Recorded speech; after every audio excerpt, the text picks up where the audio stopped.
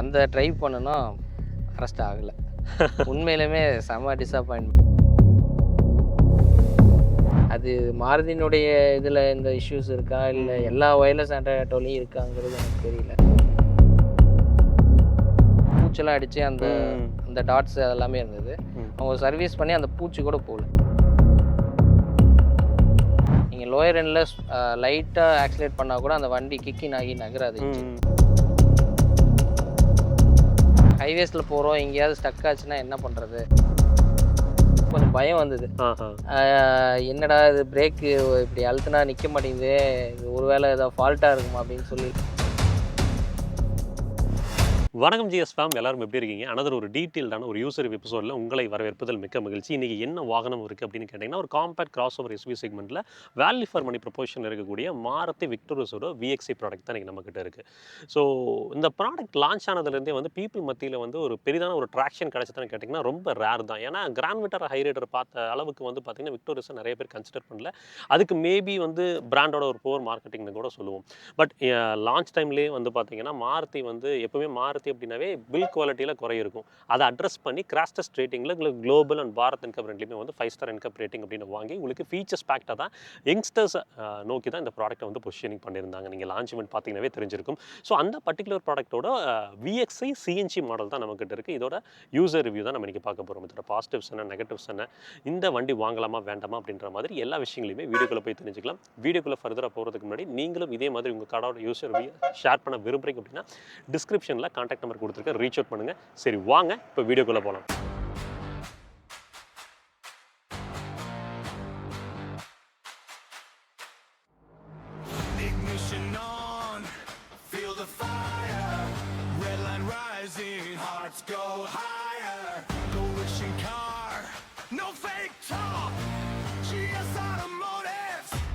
Brother வணக்கம். வணக்கம் bro, எப்படி இருக்கீங்க? நல்லா இருக்கும் ப்ரோ, நீங்கள் எப்படி இருக்கீங்க? நல்லா இருக்கேன் ப்ரோ.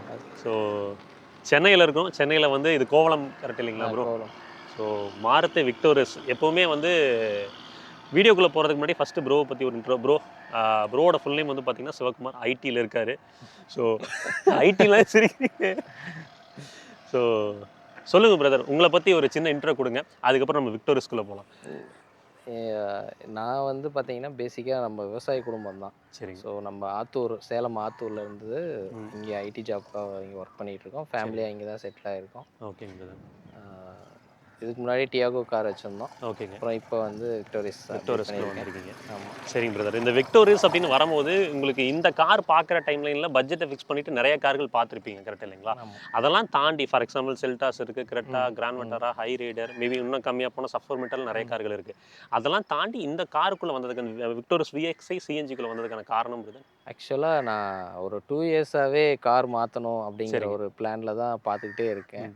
ஸோ பார்த்துட்டு இருக்கும்போது ஃபஸ்ட்டு ப்ரிஃபரன்ஸ் வந்து நான் டீசல் வாங்கலாம் அப்படின்னு சொல்லி தான் ஒரு பிளானில் இருந்து அதில் சார்ட் அவுட் பண்ணதில் எனக்கு செல்டாஸா கிரெட்டாவான்னு வந்தபோது ஸோ ஓகே கிரெட்டா போய்டும், நாளைக்கு ரீசேல் எல்லாமே ஓகேவாக இருக்கும் அப்படின்னு சொல்லிட்டு கிரெட்டா தான். ஏன்னா ரிலேஷன்ஸ் எல்லாமே செல்டாஸ் வச்சுருக்காங்க. ஓகே. சரி நம்ம கிரெட்டா அந்த ஃபேஸ் லிஃப்ட் ஆகி வந்திருந்து ஸோ டீசல் போகலாங்கிற பிளானில் தான் இருந்தேன். ஏன்னா நான் ஃபஸ்ட்டு டிரைவிங் கற்றுக்கிட்டது 800 இருந்தாலும் அதிகம் எக்ஸ்ப்ளோர் பண்ணது ஸ்கோடா, ரேப்பிடு அந்த மாதிரி ரிலேட்டிவ்ல கார்.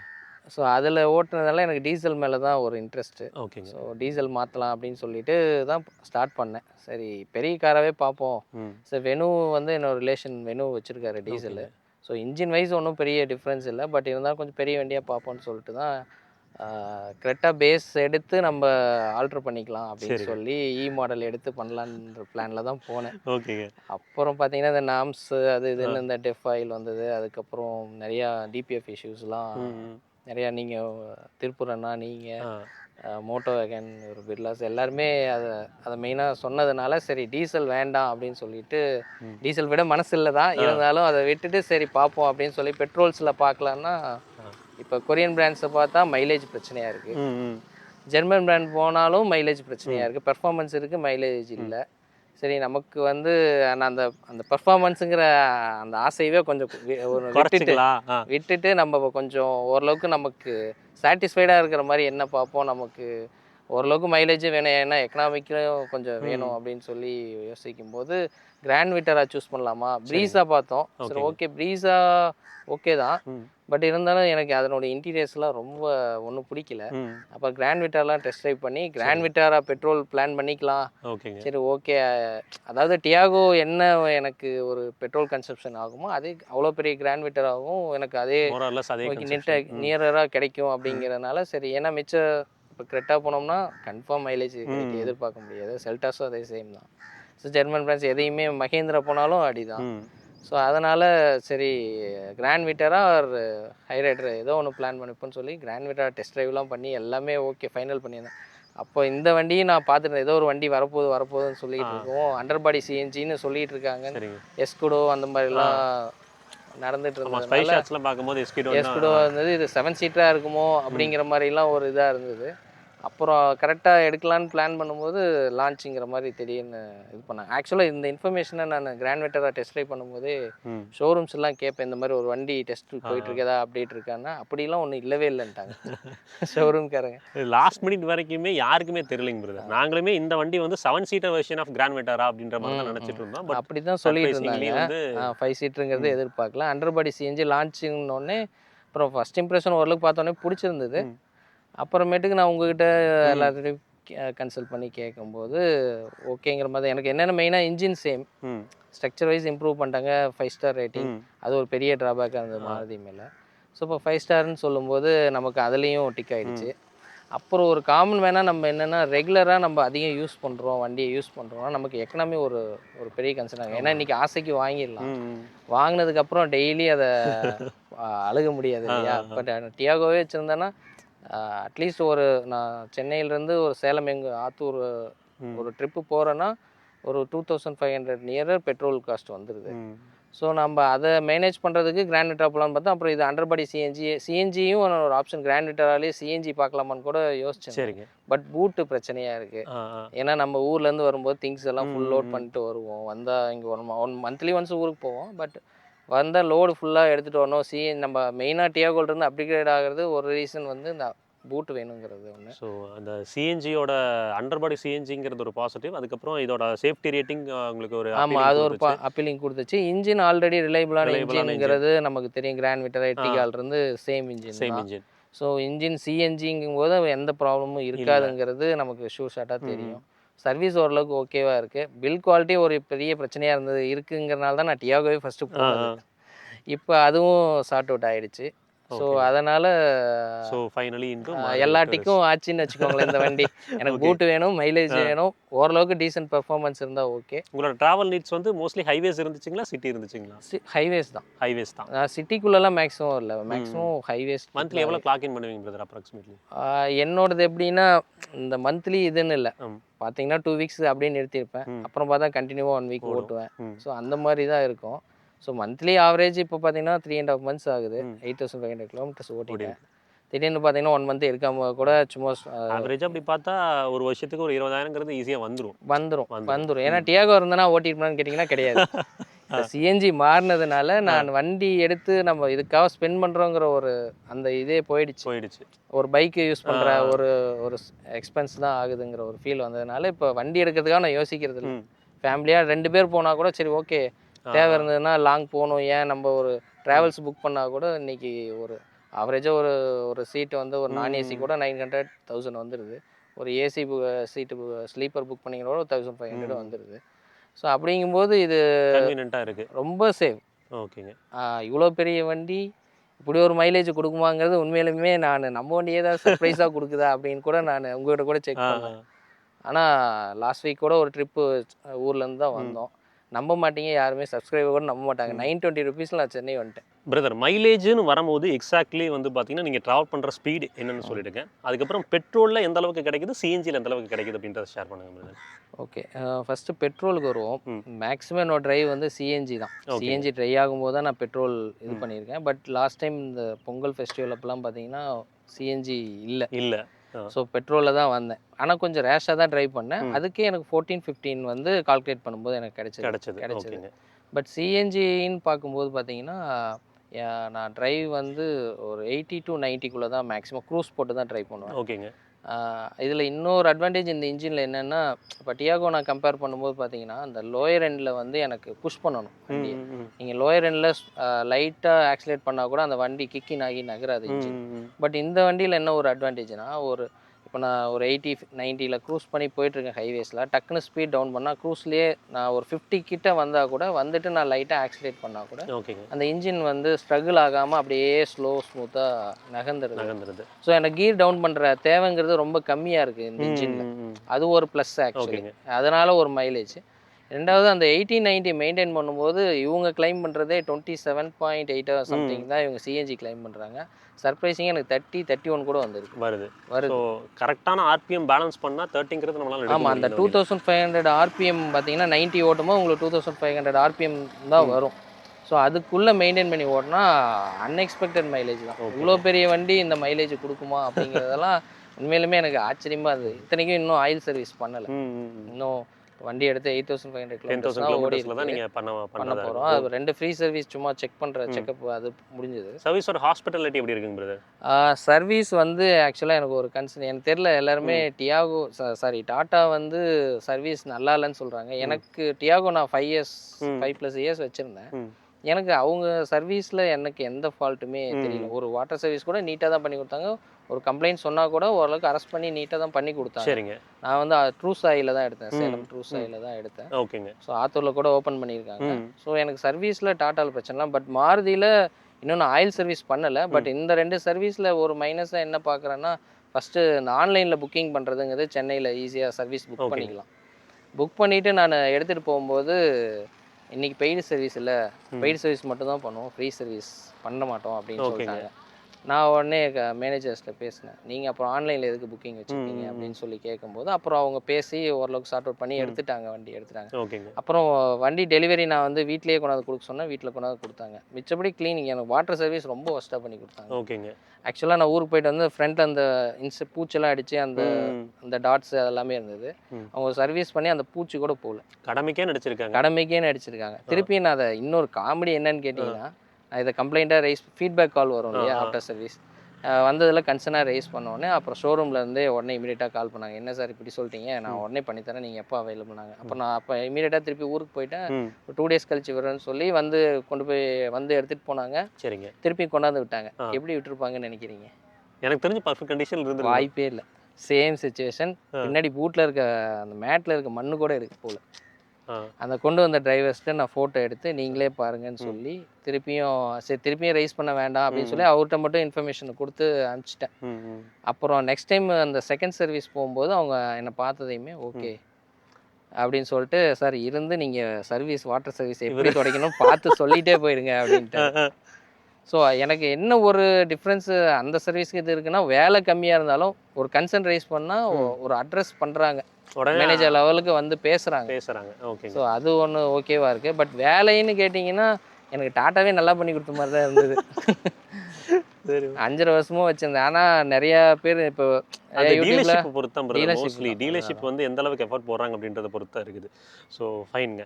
ஸோ அதுக்கடுத்து இந்த என்ஜினோட பர்ஃபார்மன்ஸ் வந்து அண்டர் பவர்டாக நிறைய பேர் வந்து நம்ம சொல்கிறோம் ட்ரைவ் பண்ணும்போது. இது ரியலி அண்டர் பவர்டாக இருக்கா இல்லை ஒரு காமன் மேனுக்கு சஃபிஷியன்ட்னு தோணுது? ஆக்சுவலாக ஒரு காமன் மேனுக்கு போதுமானது தான் என்னோட ஃபீட்பேக்.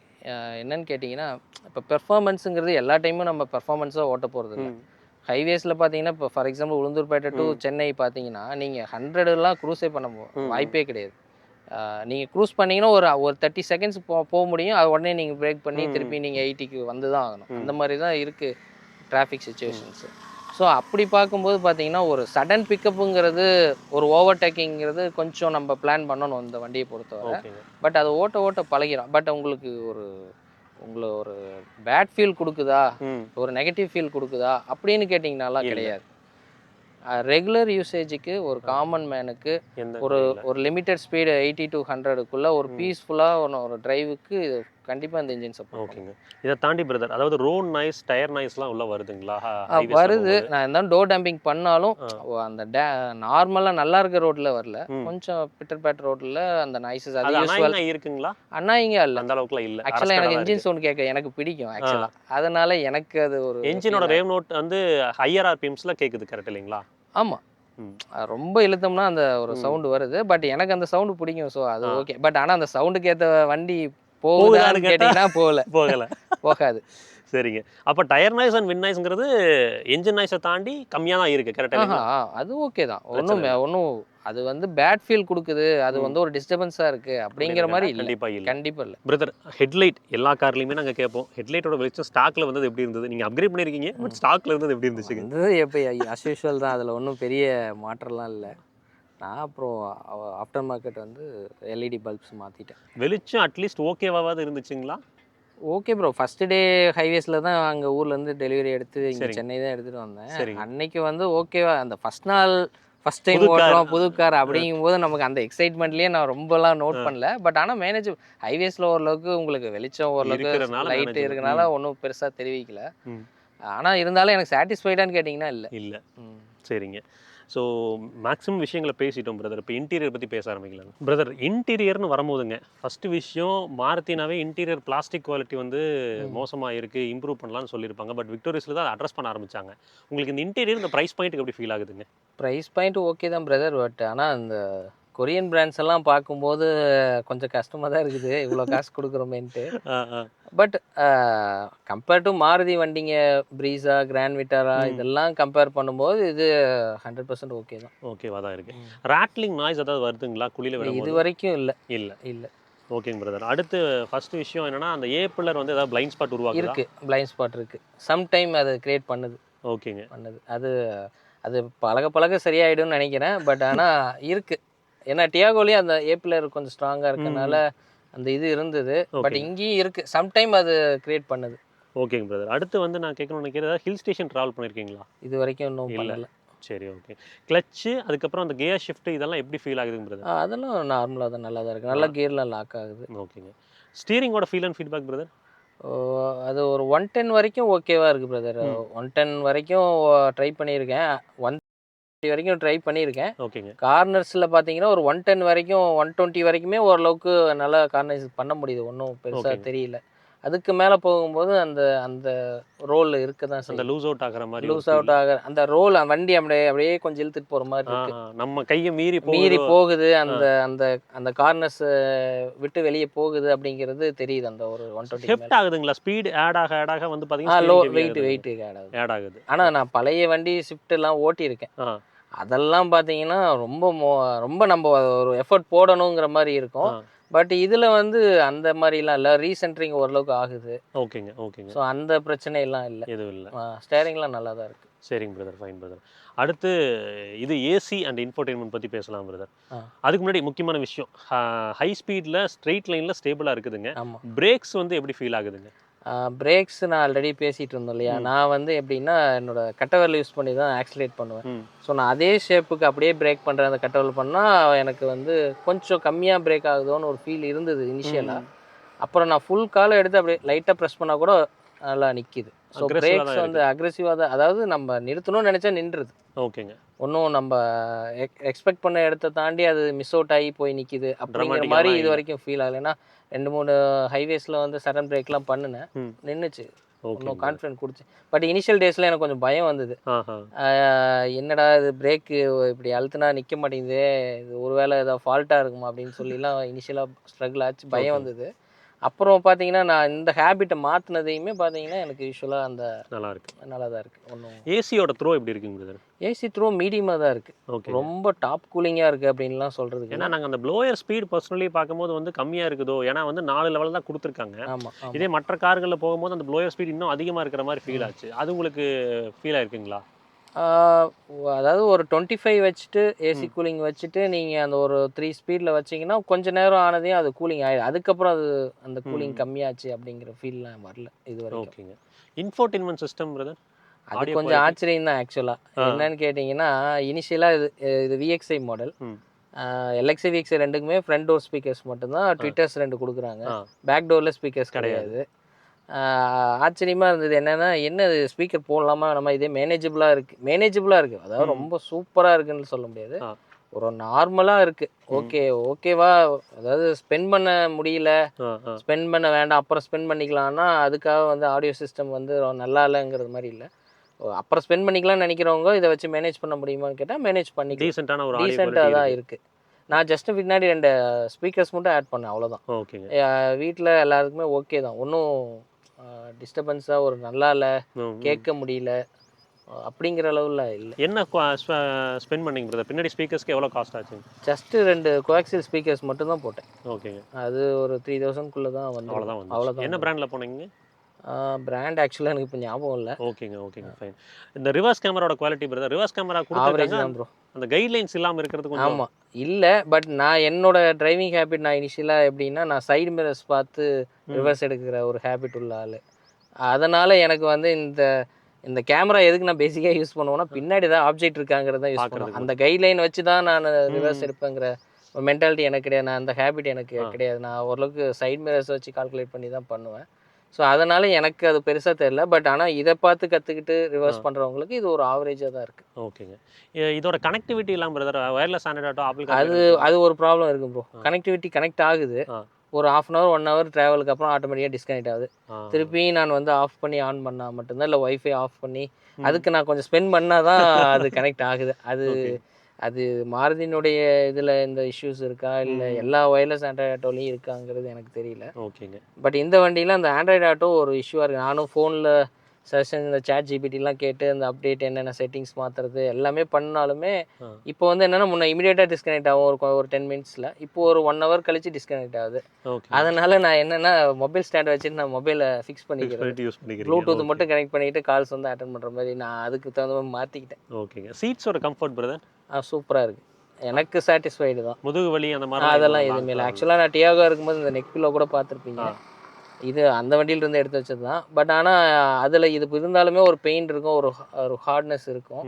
இதில் அந்த ஃபீல் ஆகலை. ஏன்னா ஃபேமிலி ஃபீட்பேக் நான் கேட்டுகிட்டே இருப்பேன் நான். ஓகேங்க. ஏன்னா லாங் ட்ராவல் பண்ணுறோம், இமீடியட் ட்ராவல்லாம் நிறையா பண்ணியிருக்கோம்.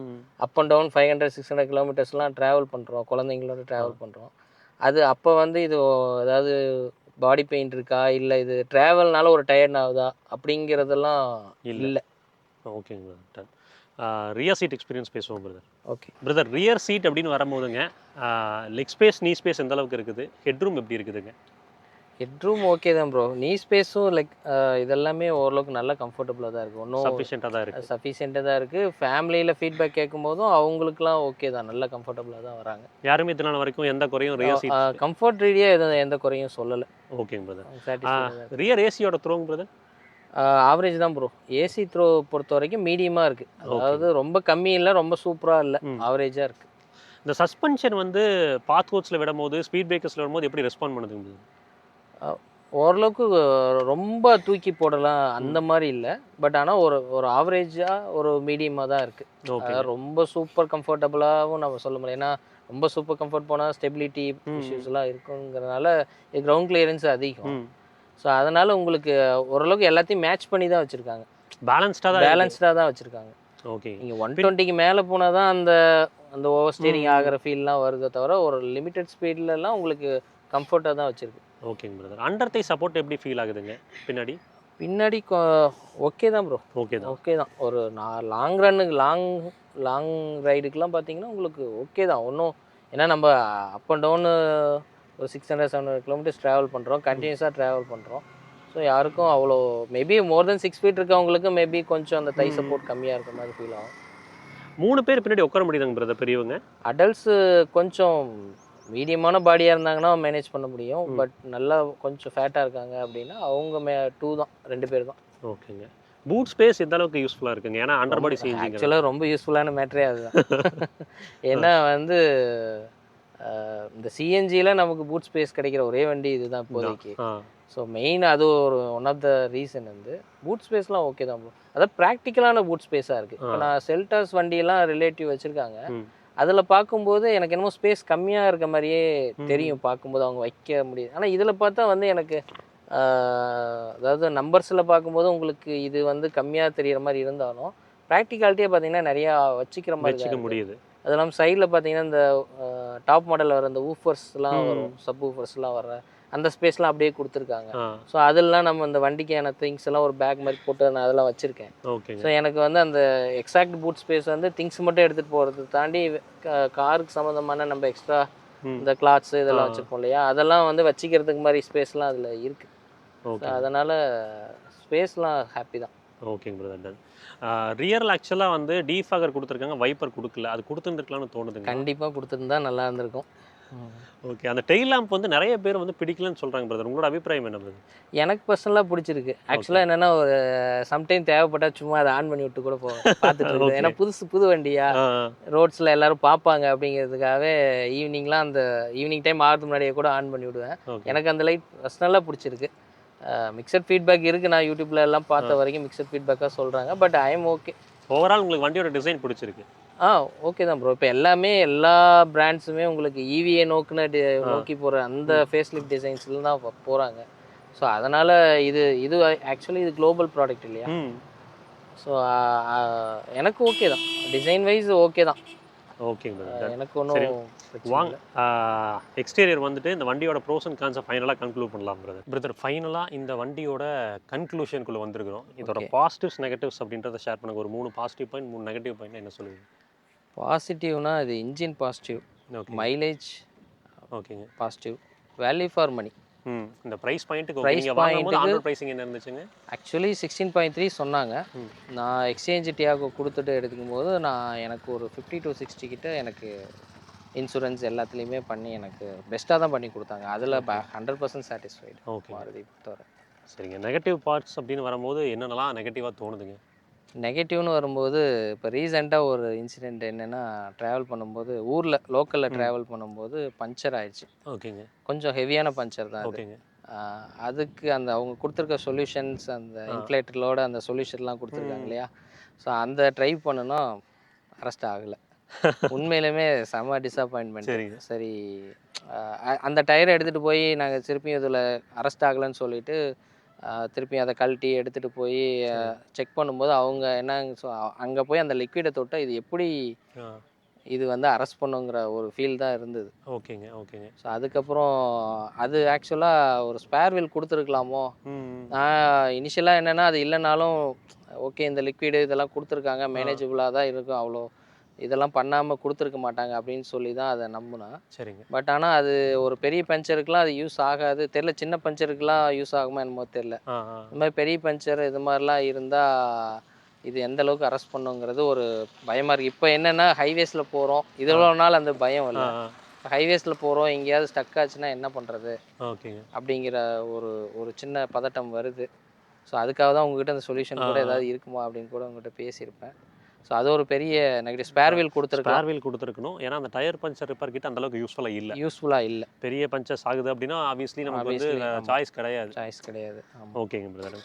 வேற விஷயங்கள் ஏதாவது நெகட்டிவ்? கொஞ்சம் அந்த பின்னாடி அந்த கேப்ஸ் காமிச்சர் இல்லையா, பேனல் கேப்ஸ் பின்னாடி அந்த ஒரு இடத்துல மட்டும் தான் இருக்குது. மிச்சபடி நான் வேற எங்கேயும் பார்க்க முடியல. அந்த ஒரு இடத்துல மட்டும் ரியரில் வந்து அந்த கிளாஸ் கிட்ட அந்த பிளாஸ்டிக் கிளாடிங்கில் ஒரு கேப்ஸ் இருக்குது. ஓகேங்க. ஸோ அதை தாண்டி ஒன்றும் பெருசாக எனக்கு நெகட்டிவாக ஃபீல் ஆகுது. ஓகேங்க brother. Fine. So I hope இந்த வீடியோ மூலமாக உங்களுக்கு இந்த மாருதி விக்டோரியஸ் ப்ராடக்ட் பார்த்தினா பாசிட்டிவ்ஸ் அண்ட் நெகட்டிவ்ஸ் கிடச்சிருக்குன்னு நினைக்கிறேன். உங்களுக்கு இந்த வீடியோ யூஸ்ஃபுல்லாக இருக்கும் நம்புறேங்க. ஸோ இதே மாதிரி உங்கள் காரோட யூசர் ரிவ்யூவை ஷேர் பண்ண விரும்புனீங்கன்னா டிஸ்கிரிப்ஷன் அண்ட் வீடியோவில் காண்டாக்ட் நம்பர் கொடுத்து ரீச் அவுட் பண்ணுங்கள். ஏன்னா யூசர் ரிவ்யூவை ஷேர் பண்ணும்போது இந்த வண்டியை பற்றின நிறைய ப்ரோஸ் அண்ட் கான்ஸ் வெளிப்படையாக மக்கள் தெரிஞ்சுக்க முடியும். ஸோ உங்களோட சப்போர்ட் அதுக்கு தேவை. So thanks brother. தேங்க்ஸ் எல்லாருமே. ஸோ இந்த வீடியோவில் நமக்கு உறுதுணையாக இருந்த சிவா ப்ரோக்கு ஒரு மாசிவான ஒரு ஷவுட் கொடுத்துடலாம். அடுத்த வீடியோவில் சந்திப்போம். அது வரைக்கும் இப்பவுமே சொல்கிறது தான், ரோட்டில் போய் வரப்போ உங்களை நம்பி குடும்பம் இருக்கும், அதே மாதிரி ரோட்டில் போய் வர சக மனிதர்கள் நம்பி நேசிக்கிற குடும்பம் இருக்கா. சேச்சர் வேணாம். பத்திரமா போய் பத்திரமா வாங்க. டடா, டேக் கேர், பாய்.